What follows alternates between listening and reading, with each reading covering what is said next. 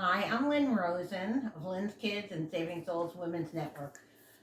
I was born as a hunger activist and a homelessness activist and a child activist. I created Lynn's Kids to help children all over the world. I created Saving Souls Women's Network to help women and people all over the world that are facing problems. What I see in New York today is a terrible, terrible problem with homelessness and hunger. You're going to have a real treat on Saturday. Lynn Rosen, Kapil Joshi, and Leah Armstead are going to be doing a workshop on Feeding Minds Fighting Hunger. Feeding Minds Fighting Hunger was a UN initiative that I worked through the UN so many years ago, and it's to help people all over the world. Of course, I recreated the course in my own way. We're going to start off by giving you just talking about some activities that we do, and after that, Saturday will be the first start. And then after that, I guess Kapil and I'm going to invite a few other hunger activists that I know to guest visit for other courses that we're doing on Feeding Minds Fighting Hunger. To me, the biggest problem with hunger and poverty today and homelessness is our welfare mentality minds. We look at somebody who's on welfare and what do we think? We think they're on it because they want to feed the system. Recently, I met a very wonderful girl. I'm not sure she's that wonderful in certain ways, but she's okay. And she was living off the system. Why was she living off the system? Did she not want to go to work? Did she not want to do great things in this world? Of course she did. She just didn't have the opportunities. Luckily, she had a mother who took her in. But when you have nobody else, you wind up on the park bench. You wind up hungry. So what we're going to try to do with this case and this course is to dispel the myth of welfare mentality and to show you that there are so many people out there that are suffering today.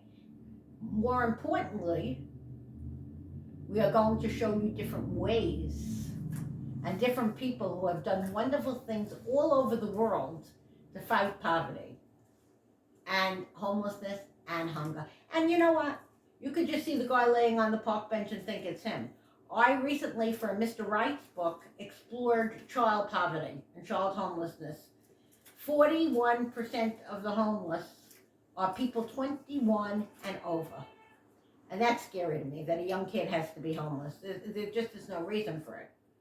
But we should learn how to feed our minds the right way and fight hunger and poverty and homelessness by doing the right thing, by giving them mental health classes, by educating them, by opening different ways, and by getting off our royal butts, and our mentality that nonprofit is only for people who are poor. No. Nonprofit, many people who work for nonprofits make a lot of money because they're CEOs. Of course, that's not me. The point is that we have to teach people to want to give back.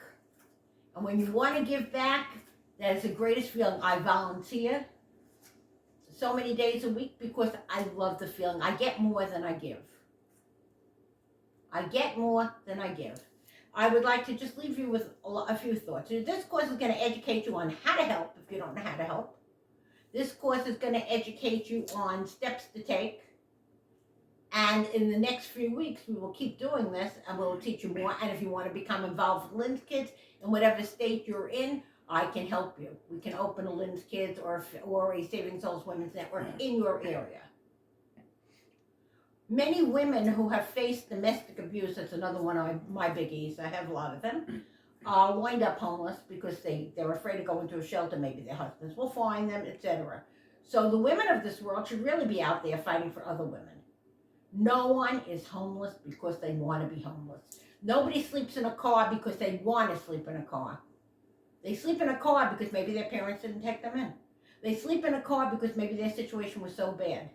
And yes, drugs can take a place, but nevertheless, we have to have a heart as a society and involve people and try to help these people by offering more drug courses, drug prevention, and more mental health. And Lynn's Kids We have enough counselors where we're very, very capable.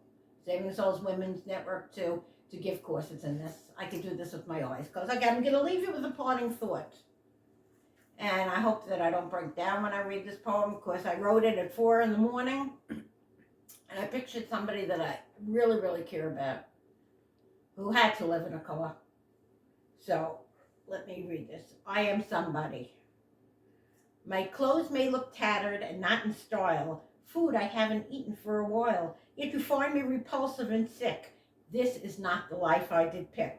I am somebody. I am human just like you. A run of bad luck has me tired and blue. No money for clothes, for a job interview. Is that the way you want to live? I don't think so, do you? I am somebody. No one can feel my pain. There is no shelter from the rain. I depend on the soup kitchen to eat. There is no menu. There is no sweet treats. Yet I'm grateful for any meal. A cup of soup is a big deal. I am somebody.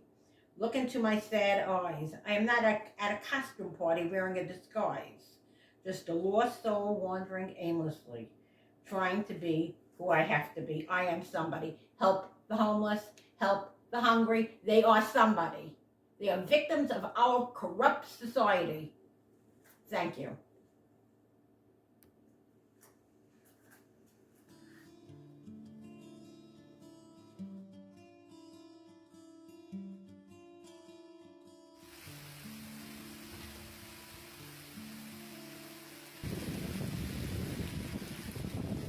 Hi, my name is Leah Armstead. I'm a British citizen and an American citizen, and I live on the west coast of Wales, in the UK, in a small seaside town called Aberystwyth.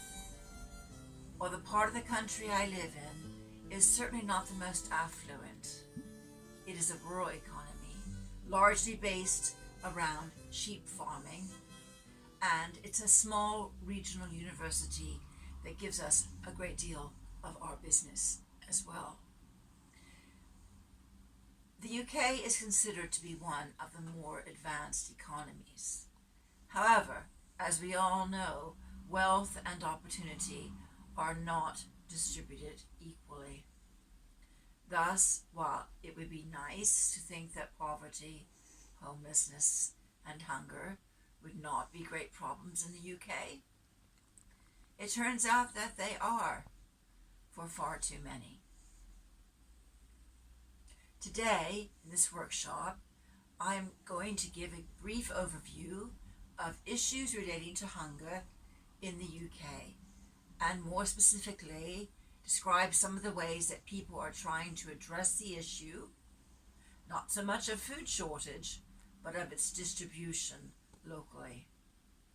We will see how, over the period of the pandemic, problems with hunger have accelerated with many different groups affected, especially young people, ethnic minorities, and of course, the homeless, with many people, sadly, trying to cope with more than one of these issues. I look forward to you joining us on the workshop and my doggie, and hope to see you then.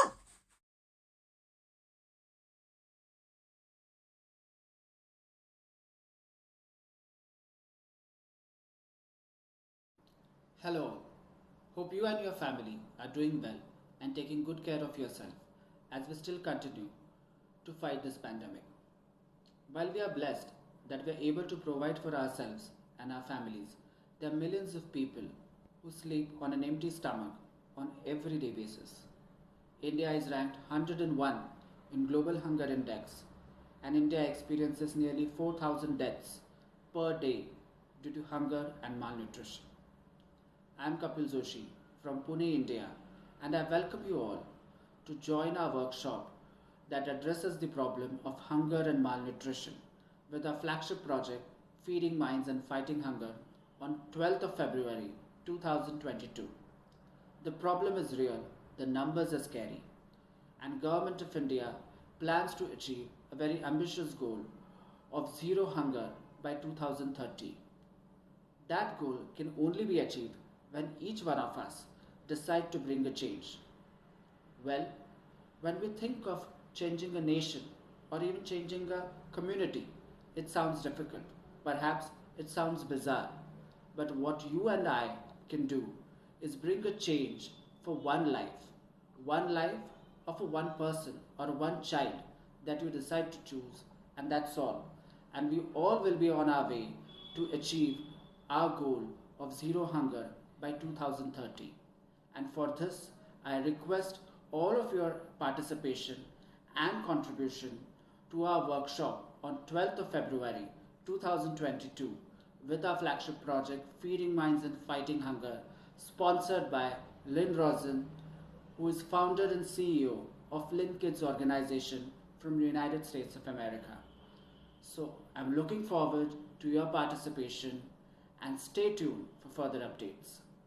Well, it's been more than a minute of this video, and today, somewhere, we have already